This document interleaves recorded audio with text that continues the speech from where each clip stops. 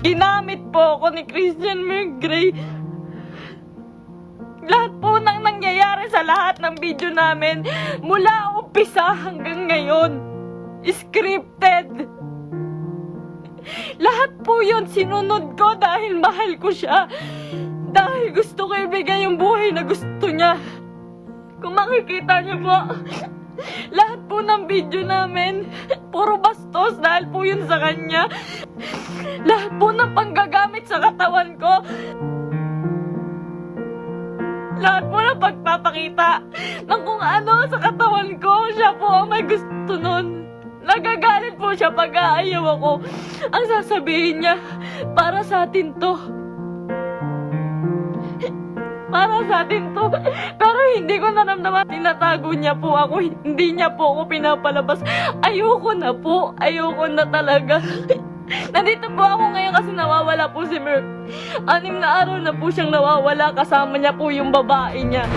Makakausap po natin si Miss KP Namindang, aka Makaganda. Ang kanyang reklamo, ang live-in partner, boyfriend, na siya'y iniwan matapos pakinabangan, pera, ang talagang naging ugat dito ng problema, bukod pa doon sa naging salawahan si lalaki sa kanya.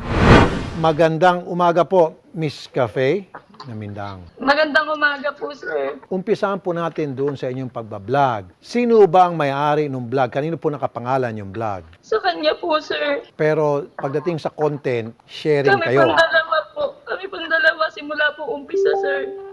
Kanino pong concept yon? Yung Siya. ganong klaseng vlog? Sa kanya po, sir. Lahat po nang makikita niyong video, siya po ang nakakaisip nun, sir. Okay. Pero kasama ka doon sa content. Opo, sir. Okay. At sabi mo, bastos lahat ng mga content. Kanino idea po yon? Sa kanya po, sir. At scripted, kanyo. Opo, sir. Okay. Gano'n nyo katagal ginagawa itong vlog?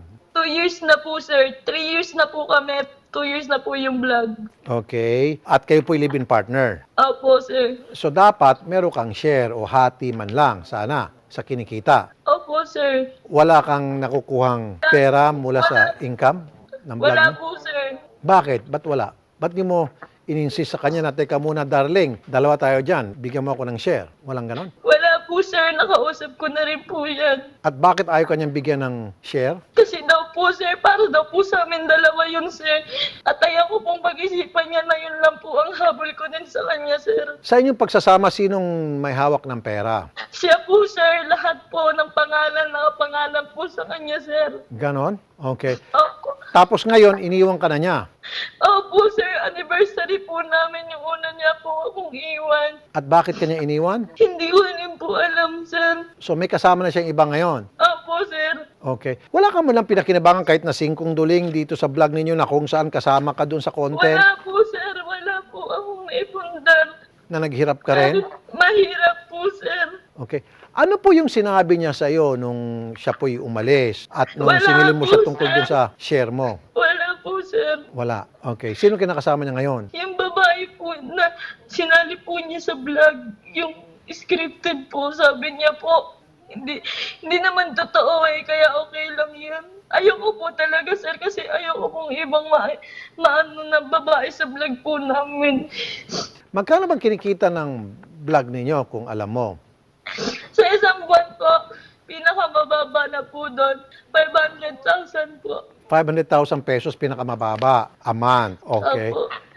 Yun na po yung pinakamababa na kinita namin, sir, kasi Magkano pinakamataas? abot po ng 1,000,000 lagpas po. Okay. At doon sa pinakamababang 500,000 at pinakamataas, malagpas 1,000,000, sure ka kahit na 5 duling, wala kang natatanggap doon. Wala po, hindi pa po ako nakakahawak ng 20,000 po sa kanya. Hindi pa po ako nakakatanggap. So ano to? Sa pagsasama nyo, siya may hawak ng pera at bibigyan ka lang niya kung halimbawa gusto mo nang bumili ng damit, ito. Hindi po, bibigyan na lang po ako ni kailangan sa bahay ko. Shampoo, kahit po sabon ako po bumibili, sir. Shampoo, binibigay sa'yo? Hindi pa, yun pa ako po bumibili noon. So, shampoo, sabon, lahat ng pangailangan mo, pera mo. Saan mo kinukuha yung pera mo? Saan galing yung pinambibili mo ng mga pangailangan mo? Yung binigay niya po, sir, na 5,000, 10,000 po.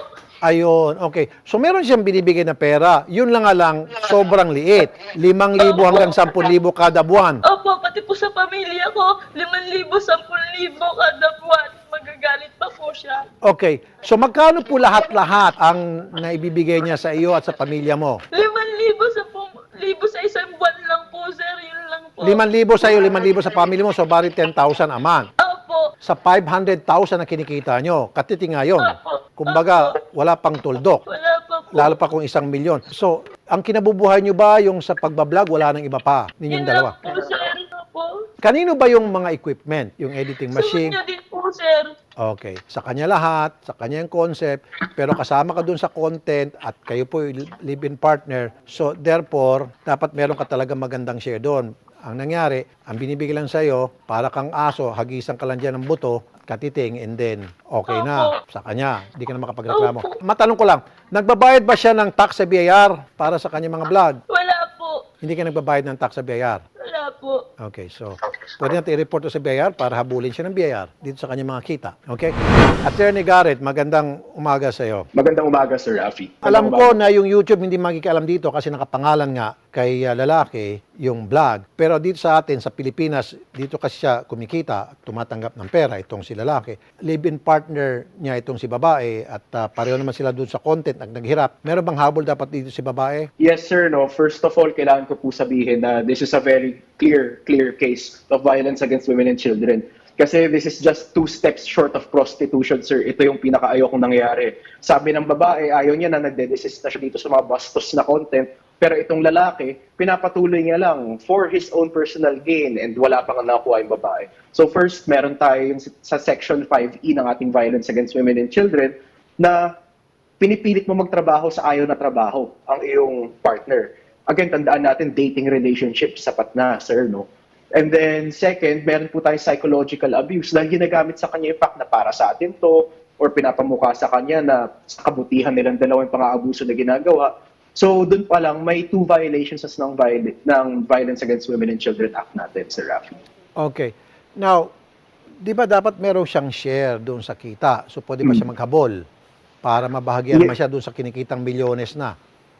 Tama po, sir, no? Kasi, again, they're living together as husband and wife without benefit of marriage, and then both of them can be legally married, and ang pinili lang nila is not to be. Okay, so pwedeng ihabol to sa korte na para yung korte sasabihin, oy, Christian, lalaki, magkano bang kinita nyo dyan? At dahil kayo ay considered as parang husband and wife na dahil nagsasama kasi sa isang bubong, bahagian mo yun ng maayos, hindi yung hagisan mo lang ng parang buto kung kailan mo lang gustong hagisan ng buto na parang aso, di ba? Tama po, Sir Rafi. Pwede po tayo mag-file ng collection of sum of money dahil nga co-owned property ang kanilang kinita during this cohabitation, no? And ngayon mong i-abandon na siya. Alright. Maria Liza, nasa yung cellphone mo? Kinuha raw? Sinabi mo sa research namin? Hindi po. Sa akin po yung cellphone ni Merck po. Iniwan niya po sa bahay yung cellphone niya bago siya umalis po. Okay, so kaya hindi pala natin siya matawagan. Sige. Sir, gusto ko po makuha lahat kasi sa loob po ng 3 years, sir. Siya lang po ang nakinabang doon. Nagkakautang pa po siya, sir. Hindi ko po alam kung saan niya nilandala yung pera, sir. Okay. Attorney Garrett, walang Yes, sir. pwede maikaso si babae kay lalaki dahil iniwan siya at pumunta sa iba. Pero pwede bawsi, tama? Kung okay bang pagkakaintindi natin? Yes, sir. Okay, bawsi. Tama po. Medyo malalim yung mga kaso niya sa house niya. Okay. And then, pangalawa, yung hindi siya nabigyan ng share. So, pwede natin tulungan to si Ma'am Maria Liza Yes, sir. para magsampa ng kaso. And then, mangolekta ng kanyang share. Okay? Pwede po, sir. Sige. Salamat, Attorney Garrett. Ma'am, hindi namin makontak si Sir dahil yung cellphone pala nasa iyo. Magbigay ka na lang po ng mensahe sa kanya. Then, later on, kakausapin po kayo ng staff para doon po sa pagsasampa ng kaso laban sa kanya. Okay? Sir, yung mga pinapagawa niya po sa akin na iba, sir, yung mga mahuhulog po sa hagdan, yung may mga, basta po yung may mga masasakit na po, sir. Ayoko po nun, sir. So, labag sa kalooban mo. Kaya nga, yung sinasabi kanina natin ng Garrett, yan po ay pwedeng bawsi. Dahil labag sa kalooban, pinapagawa sa'yo. Okay? May kaso yan. Pasang-pasa na po ako sa ginagawa kong yun, sir. Sige. Meg, pwede mo naman sana akong kausapin eh. Papatawarin naman kita eh. Pero sana naman, nagsabi ka naman sa akin na ayaw mo na. Okay. Hindi, pinapahirapan mo ako ng ganito. Okay. Gusto ko lang makuha yung akin. Gusto ko lang mag-usap tayo, pero sana, hiniling ko pa rin na sana safe ka ngayon. May anak po kayo, ma'am? Wala po, sir, pero ano po, nag-propose na po yan siya sa akin. Fiancé na po ako niyan, sir. Oh, okay. Sige, ma'am, huwag niyo ibaba ang telepono, kakausapin po kayo ng staff. Ano po?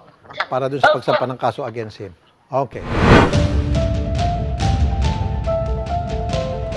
Pag nag-subscribe po kayo, make sure po na pipindutin niyo po yung bell button and select all para lagi po kayong updated sa videos ni Idol Rafi. Of course, kasama kayo sa isang solid na samahan kung saan ang layunin natin ay para mabigyang solusyon ang problema ng marami nating mga kababayan, especially mga inaapi, especially walang mga boses. Bibigyan natin ng boses at puwersa sa pamagitan ng pagsama-sama natin lahat. Meron tayong numero, meron tayong lakas. At dito, binibigyan ng power ang mga netizen. Sama-sama tayong lalaban, sama-sama tayong babangon, sama-sama nating harapin anumang dumating na hamon. Patas na pamamahayag, yan ay aming hahati. Tunay na pagmamahal, ganyan ang tatak kapatid.